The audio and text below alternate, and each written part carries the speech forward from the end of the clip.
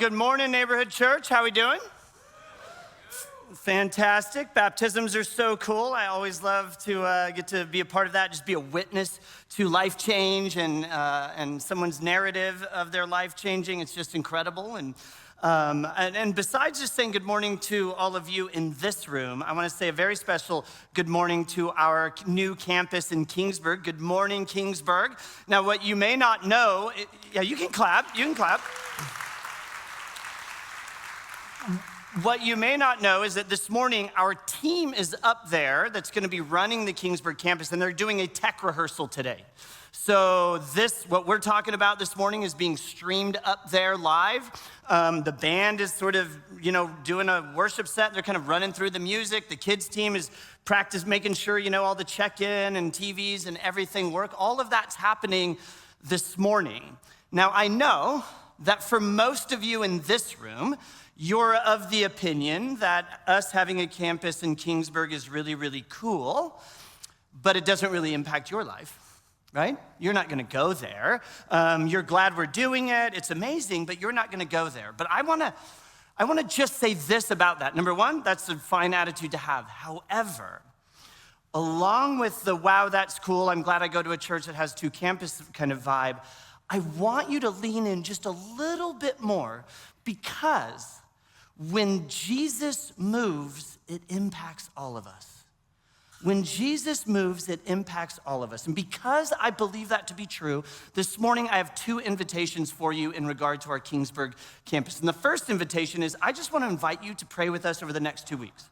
We're actually opening the campus on Sunday, December 7th. So in 2 Sundays, we're going live. People are going to start showing up. It's going to be incredible. And I want you to pray with us over the next 2 weeks. As someone who's just engaged with Neighborhood Church, I want you to pray for the launch. I want you to pray for our team up there. And most importantly, I want you to pray for the people who are going to attend the Kingsburg campus, right? I want you to pray for them. Here's how I want you to pray for them. I want you to think about how Jesus has impacted you through Neighborhood Church, how it's changed your life, your story, your relationships. And then I want you to pray that for the people who will be attending the Kingsburg campus, for the people who will be discovering Jesus perhaps for the first time at the Kingsburg campus, or for those that are gonna rediscover Jesus in a fresh way. I want you to pray for our Kingsburg campus. And then here's the second invitation. Second invitation is next Sunday night, we're actually hosting an open house for everybody to just come and check out our new campus. What you may not know is that we acquired a property from a church that was facing very challenging times. So we acquired this church, but it needed lots of renovations and sort of updating just to get it kind of neighborhood cool, And so we've been working really, really hard for the last several months to sort of get this campus up to speed. And we feel like you could also pray that construction finishes this week. That would be amazing if construction finished this week. And so I want to invite you next Sunday night from 6 to 8. It's an open house, so just show up anytime in those 2 hours and just come and check it out. We'll have free hot chocolate. It'll be fun. And maybe show up early. Kingsburg has a ton of really cute little restaurants to grab a bite at first. It's from this spot I can get there in 19 minutes, following traffic laws mostly. Right? 19 minutes from right here. So we want you to come and see. And I will add this. If you have some friends who are not connected to a local church that live in the Kingsburg, Selma, Reedley, Dinuba area, bring them with you. Bring them with you and say, listen, you might want to be a part of this from day one. Day one. Okay, 2 invitations. Pray with us. Show up next Sunday night. Hang out for a couple of minutes. Check out what we've been up to the last few months. Last thing I'll say about our Kingsburg campus. Much of the teaching up there will be via video. They'll be seeing me on a huge screen like this. I will be life-size in that room, which you probably are like, that doesn't sound great at all, right? But I'll be life-size up there in Kingsburg. And as a result, we're trying to figure out what the best way to sort of present the teaching. How can our communicators present the teaching in such a way that it's very engaging for people in Kingsburg? And so you may notice today, I'm not sitting in a chair, which I find tragic. I'm standing, and I'm trying to engage occasionally with this camera that's in the back of the room. And we're gonna be experimenting over the next several months to try to find the best way to engage people via video. And so you may see us trying different things and kind of teaching from different postures. And so for the next few weeks anyway, you're gonna see me up here as we move through this Hardwired series into our Christmas series. And Christmas Eve, I'm gonna be here with you. You're stuck with me for the next several weeks. And it's gonna be sort of me standing and sort of communicating this way with you. So let me know if you hate it or not. That'll help, right? So, okay, that's enough commercial. Let's dive into this morning's content. We are in week 3 of this teaching series that we're calling Hardwired.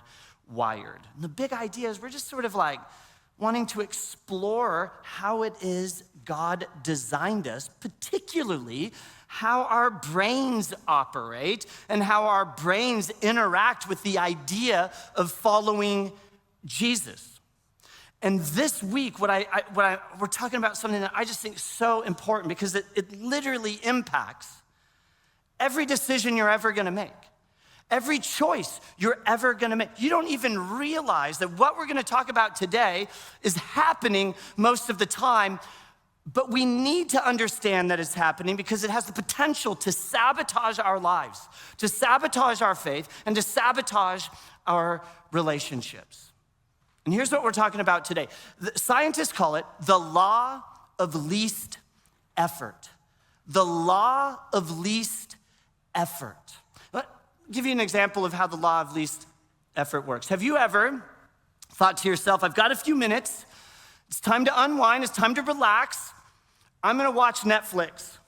And so you open up Netflix and you just start scrolling and scrolling and scrolling. 20 minutes have gone by and you cannot find anything to watch. So you quit and you just turn on The Office again, right? Right? Or you planned to go to the gym after you got off work. It's 5 o'clock, gonna go to the gym, starting, it's gonna happen for me. But then there's like this whisper in the back of your head. It's like your couch is almost like summoning you.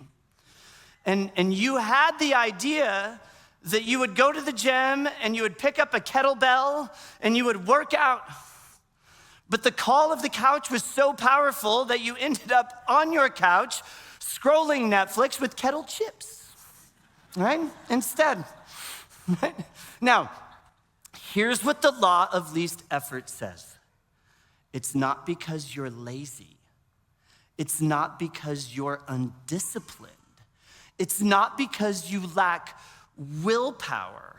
It's because your brain is doing exactly what your brain was designed to do, and that's to take the path of least resistance always. Because your brain, while small, and I say that in a loving way, your brain, while small, just 2% of your body weight, burns 20% of your calories. It's like having a teenager trying to survive up in your skull, right? Your brain has one primary rule: conserve energy at all costs. Conserve energy at all costs. If there's 2 ways to do something, your brain is always going to default to the easy way. Not sometimes, not usually, always. That's not a character flaw. It's quite literally how you're wired. Now, as I say this is not an excuse to go be lazy, right? But it is how your brain is wired. Your brain is working against you in many ways. You know sometimes you've got to have that hard conversation, don't you? You know. But your brain is screaming at you, just avoid it, just avoid it, just avoid it. You know you should forgive that person over that petty little thing. But your brain is telling you, holding the grudge is in fact less energy. Let's do that, right? Your mind wanders half the day. Did you know that? 50% of the day, your mind is wandering. Half of your waking hours, you're only fully present 50% of the time your eyes are open. And here's why. Your brain gets tired after just 12 seconds on a task that requires your attention. 12 seconds. After 12 seconds, your brain is looking for the exit sign. It needs to find new energy somewhere else, an easier task. For example, right now, you think you're listening to me. I like to believe you're listening to me, but you're coming in and out to what I'm saying in your grocery list, where you're gonna go after service to eat, right? I mean, that's what's happening because your brain is always looking for the exit. It takes quite a bit of energy to sit there, stare at me, and listen to me ramble on for a half hour, right? Your brain is looking for the easier task because it always wants to conserve energy. Now, let me give you sort of high stakes example of what this looks like. I want you to picture with me for just a moment. Let's go back 2,000 years. It's the year 30, let's call it. We're in Jerusalem. It's early in the morning. The Roman governor, who's sort of in charge of the province of Israel and the surrounding area, his name is Pontius Pilate, and he's awoken, right? The Jewish religious leadership, there's a crowd outside of his palace. They're sort of calling for him, and he comes out on the balcony, and a man is dragged before him. This man's name is Jesus of Nazareth. Right? And the religious leaders, the Jewish religious leaders, they want Jesus dead. They're screaming for crucifixion. They can't kill Jesus. The time the Roman Empire is ruling the world, and they're the ones that have say. They've oppressed Israel. They're occupying Israel, and they're in charge. And the only one that has the power to say yes to capital punishment is the Roman governor. So they're bringing Jesus of Nazareth in front of the Roman governor, Pontius Pilate, and they're saying, he deserves death, kill this guy. And the crowd's starting to, stir. There could be a riot. The violence is in the air. And Pontius Pilate, this Roman governor, he knows Rome hates riots, hates that. His career literally depends on keeping the peace. But Pilate has a problem. He knows Jesus is innocent.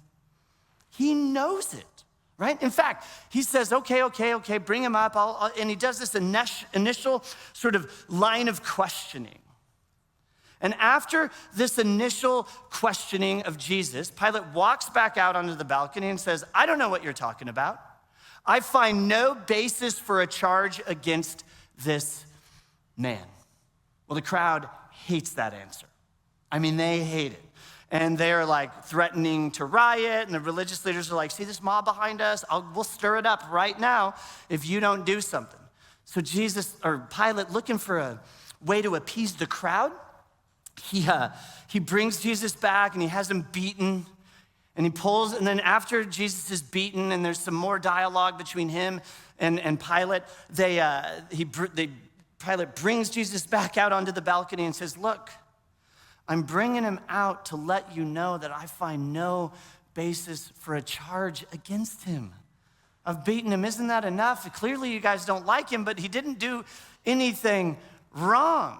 He even tries to release Jesus. There was the time of year in Israel where there was a big festival, a big religious celebration. And at that time, there was a custom to release a prisoner that was sentenced to death. So Pilate said, why don't we just release Jesus? Why don't we just get rid of this guy? I mean, Pilate is looking for a way out. He does not want to punish. He certainly doesn't want to kill Jesus. Pilate even gets a message from his wife. And his wife's like, don't have anything to do with that innocent man. I mean, Pilate knows what the right thing to do here is. But Pilate also knows the right thing to do is going to cost him. It's going to cost him. If he releases Jesus, the Jewish religious leadership is going to be furious. They're going to stir the crowds to riot. Rome's probably going to hear about it, right? Pilate's boss is going to hear about it. His career's going to be over. Worst case scenario, Pilate's boss may have Pilate killed. if he condemns Jesus, well, the Jewish religious leadership will be happy. The crowds will be satisfied. Rome will be calm. Probably wouldn't even hear about this little moment. Pilate's job would be secure, and honestly, he could just move on with his day. I mean, this is just another random Jewish guy. He doesn't know. So Pilate chooses. Here's what Pilate chooses. You might not be surprised by this. He chooses to take the path of least resistance. The law of least effort is strong that morning. In fact, he gets very dramatic about it. In fact, Pilate, he walks back out onto his balcony in front of the crowd. He has a basin of water brought out, and he very dramatically sort of washes his hands in front of everybody and says this, "I'm innocent of this man's blood. It's your responsibility," right? I mean, that's it. In translation is, "Not my problem, you deal with it, I'm out," right? And he sends, with that statement, sends an innocent man to be executed. And the tragic irony is that Pilate thought he was avoiding a problem. His brain convinced him he was avoiding the problem. I'm washing my hands, and as I do that, I'm gonna walk away clean. But fast forward 2,000 years, Pilate is only known for one thing: executing the Son of God. He didn't avoid responsibility. He secured his place in history as the guy who, for sure we know, did the wrong thing when he knew full well what the right thing to do was. The path of least resistance didn't save him. It destroyed this man's legacy forever.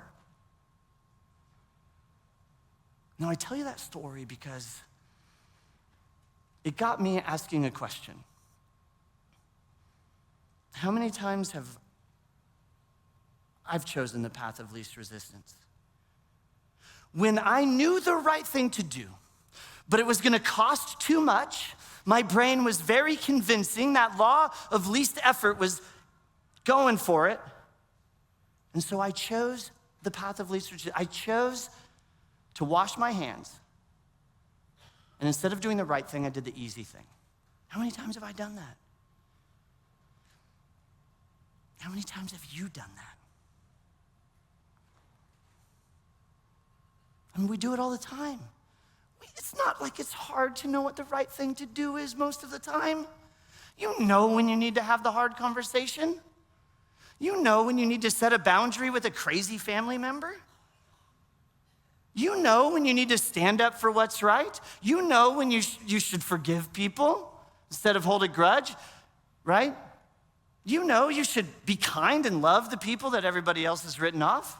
I mean, you know it. But it costs us something. And it's uncomfortable. And we know we're gonna upset people, right? I mean, we know it. I mean, I tell people this all the time. You know, I'm a firm believer in boundaries, sometimes in relationships that are very, very necessary. But have you ever had a boundary conversation that went great? Right? I mean, if you tell somebody, we gotta have a little space here, that never goes well. Nobody wants to be told there's a boundary. I mean, we might lose something. So what do most of the time? We let our brains convince us through the law of least effort. We take the path of least resistance. The law of least effort is actually also really good at helping us rationalize why we should not do the right thing and just do the easy thing. So we wash our hands. Not my problem. Don't want to get involved. Somebody else can take care of it, right? And here's what I find fascinating. I'm pretty convinced Jesus knew about the law of least effort 2,000 years ago. I'm pretty convinced 2,000 years ago, before scientists had a name for it, Jesus observed it and even talked about it. Here's what he gets recorded saying. Enter through the narrow gate, for wide is the gate and wide is the road that leads to destruction, and many enter through it. But small is the gate and narrow the road that leads to life, and only a few find it. I think, and hopefully we'll explore this this morning for just the next few moments that we have together, I'm pretty sure Jesus is talking about the law of least effort. Now, here's what he's not saying, and this is important. Before we get to what I think he is saying, we really need to talk about what he's not saying, because this gets misunderstood a lot. I think oftentimes we hear, enter through the narrow gate, and wide road, narrow road, all of that talk. And we think, we have a tendency for our brains to maybe go, oh, well, Jesus is talking about only this tiny handful of super spiritual people who are gonna make it to heaven and everybody else gets to burn. I don't think that's what Jesus is saying. I don't think this is a heaven-hell conversation at all. I also don't think that Jesus is saying, listen, bad decisions are super easy. You wanna derail your life? No problem, that's super easy. But being super pious and holy, that's really hard, so why don't you just try harder and be a better person? I don't think Jesus is saying that either. Here's what I think Jesus is saying. Now the context, just briefly, these words, this narrow gate, narrow road, wide road conversation is happening at the end of a pretty famous teaching of Jesus's. It's called the Sermon on the Mount. It's a lengthy teaching on ethics. Essentially, Jesus is saying, here's how I think you should live, right? And it's by far Jesus' most well-known teaching, and honestly, it's one of history's most famous speeches ever.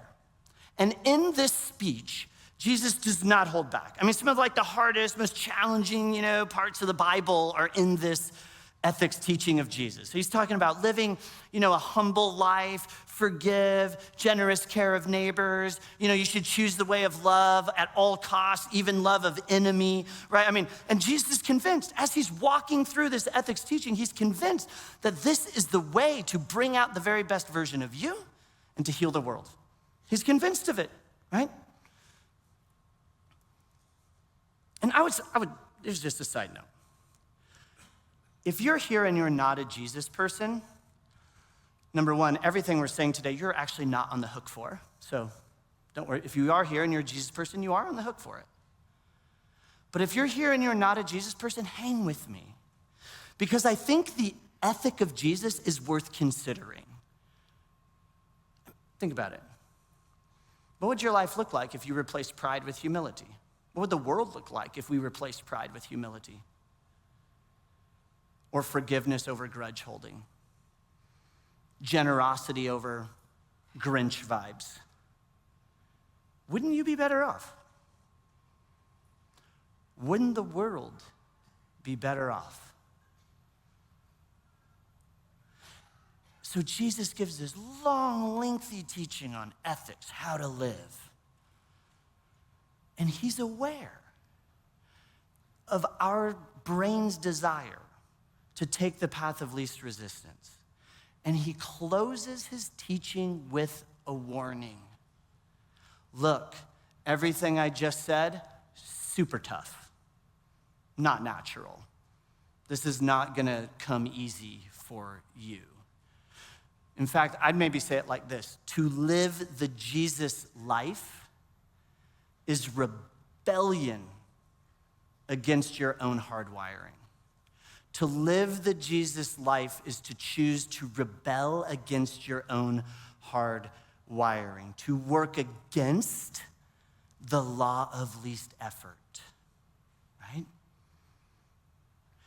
Because your brain is always in survival mode, and it's gonna do what it's designed to do: conserve energy. And Jesus knows full well the ethics he's presenting is gonna take all your energy.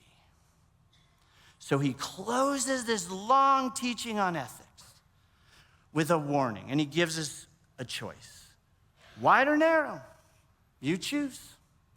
Wide or narrow. And Jesus isn't just being overly simplistic.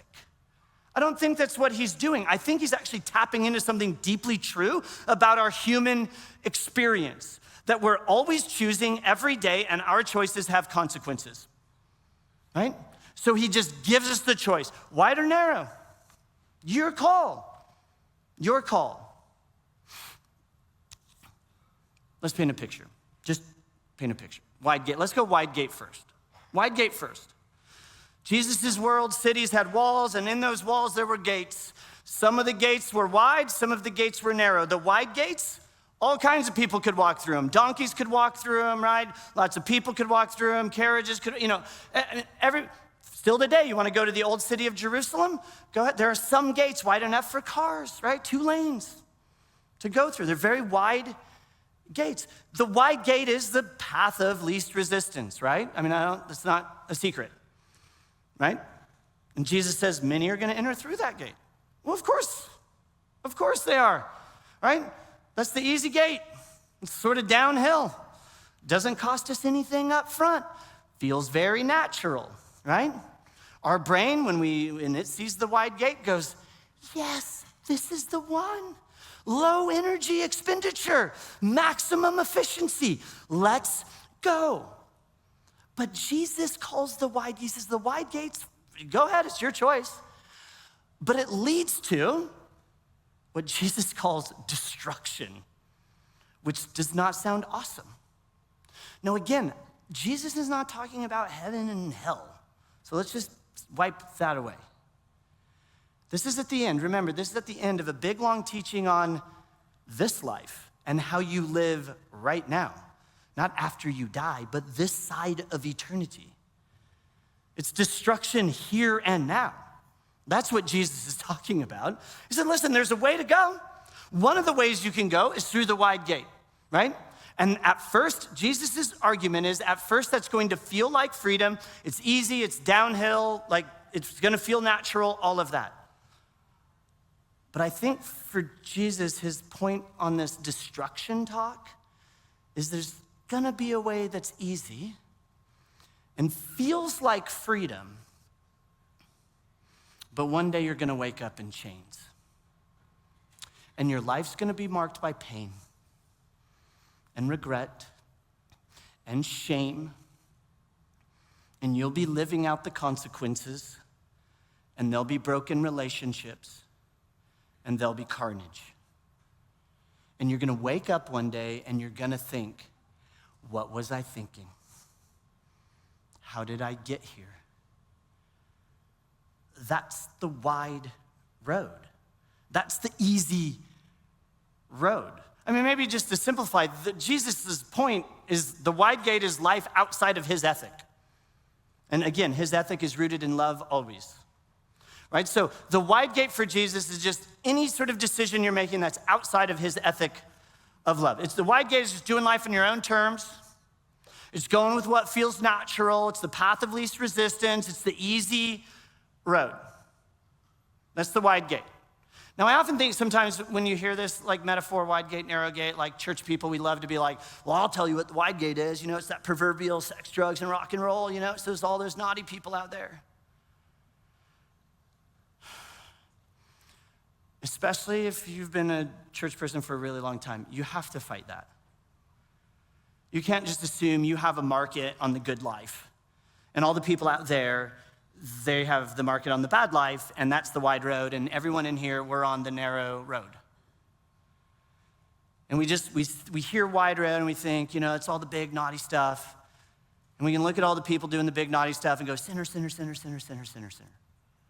Look at those lost people taking the wide road. They're walking through that wide gate, just like Jesus said, it's gonna lead them to destruction.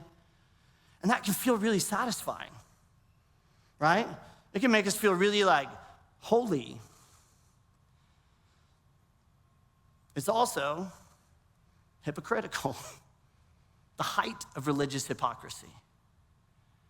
Because we can think all that and still be living a life that refuses to love others. I think the wide gate is a lot more subtle than we think.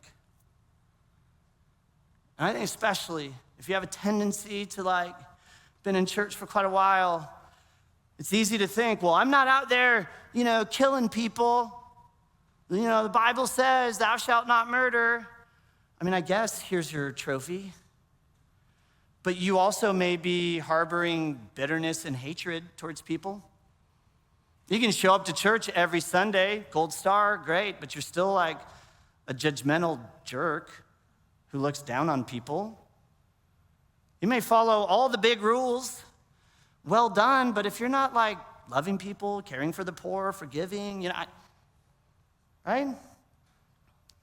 Here's my point. I think it's really easy to build a socially acceptable life and still walk right through the wide gate. It's easy to build a life that looks great because you're not killing people, you're not doing any of the big ones. But underneath, you're still a mess, right? That's the wide gate. Jesus does talk about the narrow gate. Again, in Jesus' day, cities had walls. And these walls had gates. Some were wide, some were very narrow. Some, it was just one at a time. You couldn't bring an entourage. You couldn't bring your cart through. You couldn't follow the crowd. You kind of had to go it alone. And Jesus is like, the gate's hard, right? And here's what's interesting about this gate talk. Jesus actually at one point is recorded as calling himself the gate. He's like, I am the gate. More specifically, I'm the narrow gate. Right? Maybe we just say like Jesus' teachings, his ethics of love, all of that. He's like, I'm the gate. And it's hard. Love your enemies. You ever tried that one? That's the worst thing Jesus probably ever said. Right? Generosity? I don't know. Forgive when it costs? Pray for the people that have it out for you? That's not easy. And all the while, your brain is going to be screaming at you. That's inefficient. That's too much energy. Abort, abort, abort. Right? In case you're unaware, following Jesus is going to cost you at some point. You know what's not going to cost you, especially here in America? Believing in Jesus. Go ahead. Who cares? People aren't even going to know. Following Jesus through the narrow gate is going to cost you. It's not going to be easy to get through. Your own hard wiring, you're going to have to rebel against it if you're going to pull it off. There's a 20th century kind of pastor, sort of Christian apologist, philosopher guy. His name was G.K. Chesterton. And he said something fascinating more than 100 years ago. He said this. He says, listen, the Christian ideal, call it the narrow gate, the Sermon on the Mount, the ethic teaching of Jesus. The Christian ideal has not been tried and found wanting. It's not like we've tried it and been like, that was terrible. He said, no. It's been found difficult and just left untried. Like, we're not going to do that. I think he's onto something. I think for the most part, we just avoid the narrow gate, right?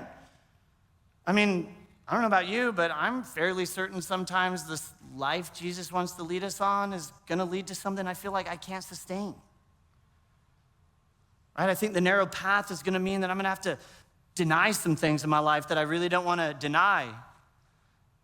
It might mean I have to go to church like 5 times a week. I don't want to do that. If you go to neighborhood, you know that's not true. We're barely open on Sundays. So that's or maybe we're just afraid of what people are going to think. I don't want to be one of those people, just religious fanatic. No, thank you. And again, your brain's going to be screaming, too hard, costs too much, going to hurt, I'm out. Your brain isn't wrong. Your brain isn't wrong. It will cost you. It will. But your brain can only see from the outside. It cannot see what's on the other side of the gate. And when it comes to the narrow gate, what your brain can rightly identify the challenge. But what it can't see is what's on the other side, the payoff of the challenge. That on the other side of the narrow gate is something beautiful, something expansive, something that unlocks your potential. Jesus just simply calls it life.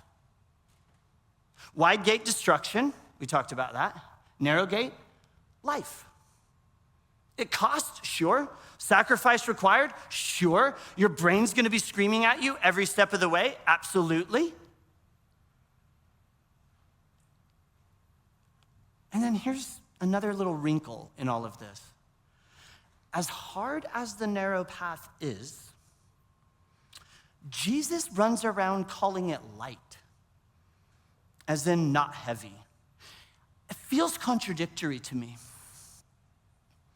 The narrow path is hard, but also light, not a burden. Following Jesus is hard, but it's not heavy. It's not crushing. It doesn't destroy you. He says it leads to life, an expansive, beautiful, tapping into your potential kind of life. Why?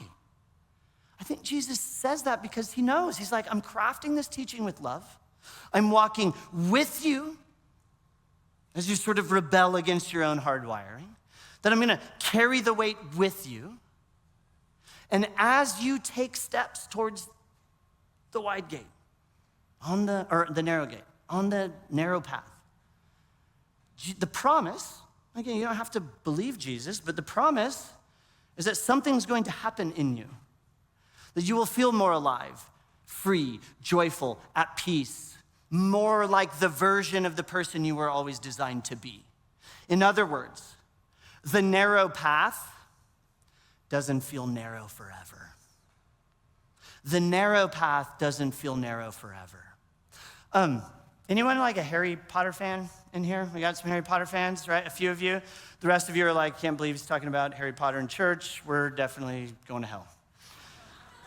Harry Potter is, in fact, Christian literature, just in my opinion. So there is a moment in one of the Harry Potter movies where a guy named Mr. Weasley, who's a wizard, he is gonna take his kids and Harry Potter to a big sort of festival / sporting event. It's this huge, huge thing. And so everybody's like camping out. And so Mr. Weasley, this wizard, and his kids and Harry Potter, they walk up to this little backyard tent. I mean, you look at it from the outside, it's like 2 or 3 people can fit in. I mean, there it is, just small. And they're kind of, Harry's like, what's going on? And what they don't know is that the tent's actually been charmed. And so they walk through this narrow gate into this little tent, and it's like a full-blown 3-bedroom apartment. It's massive. There's beds and a bathroom and a kitchen. I mean, it's like this big, huge, gigantic, expansive thing. I think this is a perfect picture of what Jesus is talking about when he talks about the narrow gate. That the teachings of Jesus, his ethic teachings, especially in that Sermon on the Mount, is kind of like the charmed tent from Harry Potter, right? It's narrow on the outside, and your brain hates that and is gonna scream at you.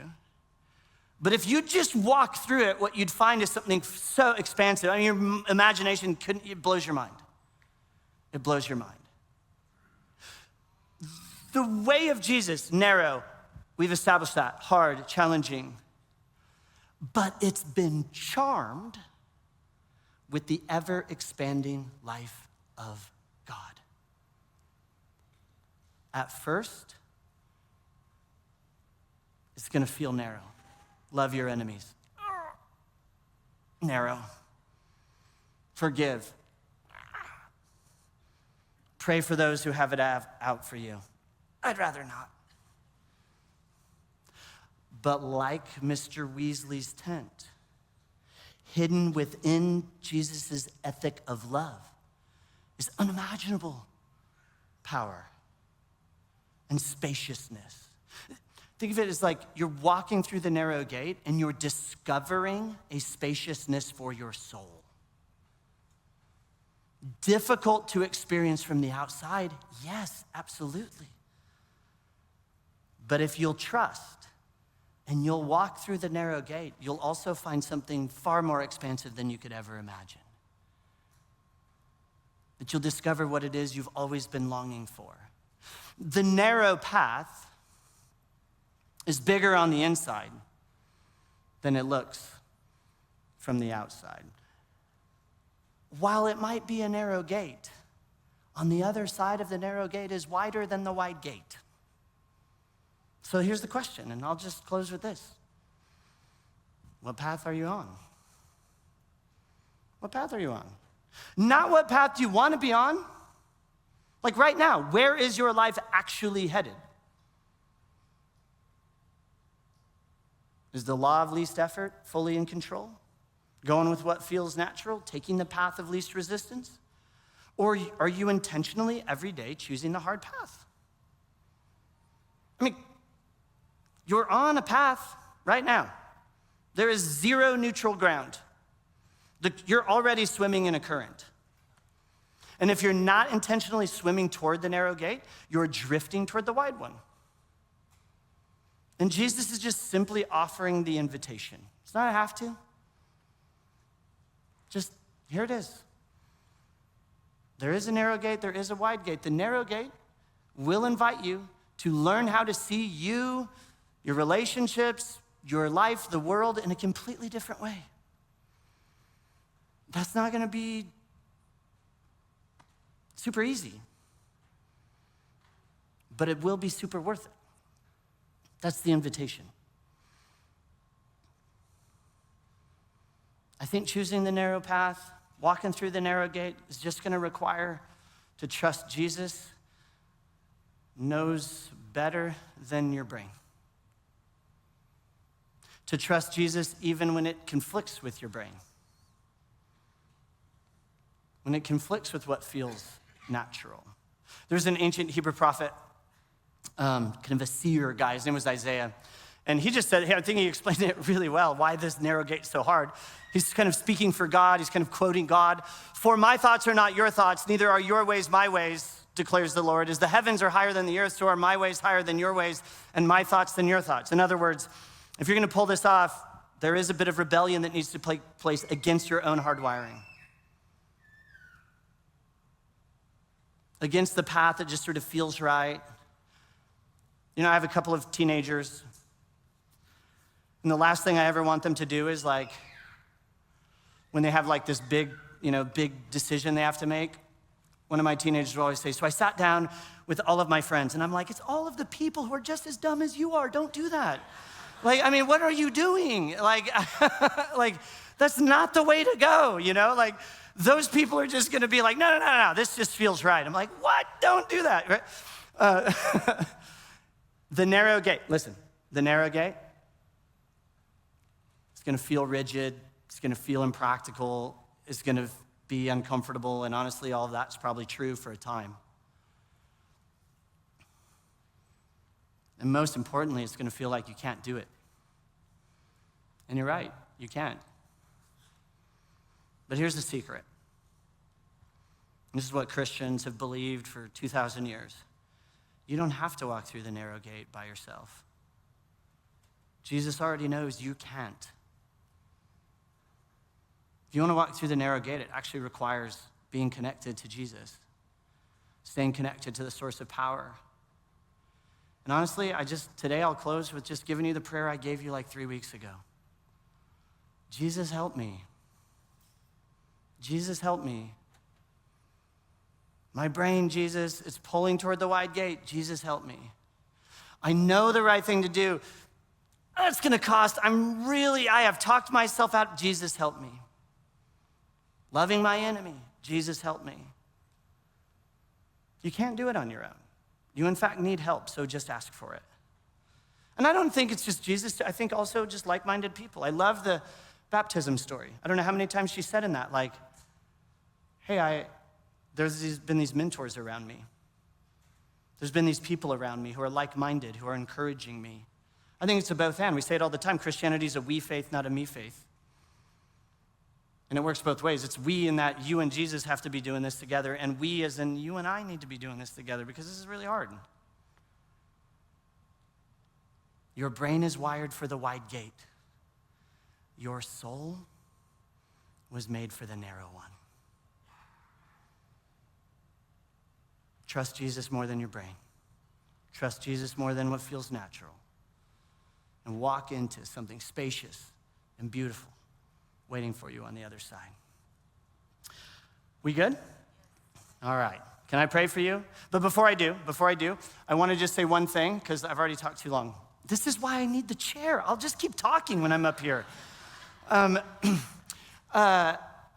Don't forget, one of the big things we do every year is the Christmas store, right? We basically create a toy store here, invite families who maybe otherwise wouldn't be able to provide Christmas for their kids. We help them provide Christmas for their kids, but they get to come, choose the presents, the whole thing. And so you all took every ornament, every single ornament. I mean, it's like 1,000 ornaments. It was crazy. You guys are amazing. However, those of you who have a place of business, maybe you own it, maybe you work at it, you're the manager, whatever, there's some trees outside out in the lobby.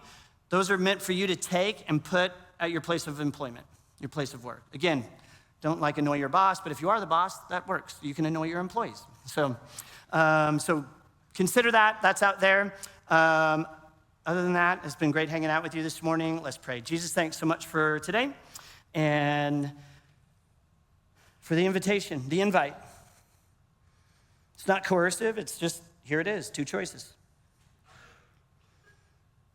Destruction, life, you choose. Jesus, we pray that we have the courage to rebel against our own hard wiring, and instead of taking the path of least resistance, we choose the narrow gate. Jesus, we love you, and it's in your name we pray. Amen. Thanks, guys.